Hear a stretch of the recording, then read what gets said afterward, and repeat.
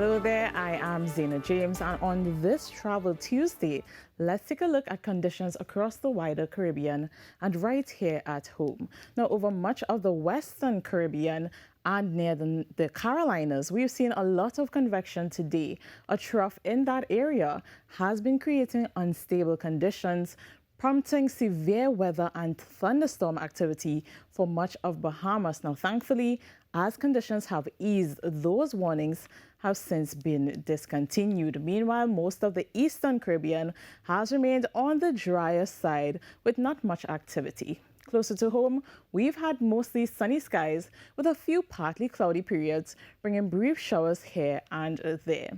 Now, we are also keeping an eye on the Intertropical Convergence Zone, or the ITCZ. Now, this is that band of clouds you see near the equator, usually filled with showers and thunderstorms. But if we take a look at our infrared satellite view, you'll notice that there aren't a lot of those brighter colors, which means that there is not much activity associated with the ITCZ at the moment. Now, it is currently south of our islands, and embedded in it is a tropical wave not far off the west coast of Africa. Again, there isn't much activity associated with this wave, and it is forecast to weaken even further before approaching our islands closer to the weekend. But I'll be watching it for any possible developments in the coming days. Now, we're currently in a slightly drier stretch of the wet season, and that pattern continues into tonight. So expect a mainly clear night across both Trinidad and Tobago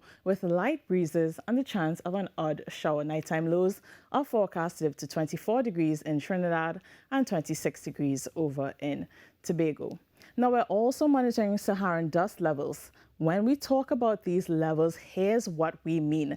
We're talking negligible, which is from 0 to 50, moderate 51 to 100, and high, which is 101 to 150. Now, thankfully, we're hoping to stay out of the dangerous or high or extremely high levels. And after yesterday's high levels, today has seen some improvement, with concentrations now sitting in that moderate range. Now, these levels should continue to decrease heading into Wednesday. So looking ahead to tomorrow, between our sunrise and sunset times, expect conditions to remain mostly stable with sunny and hazy skies, which could be interrupted by a few brief showers.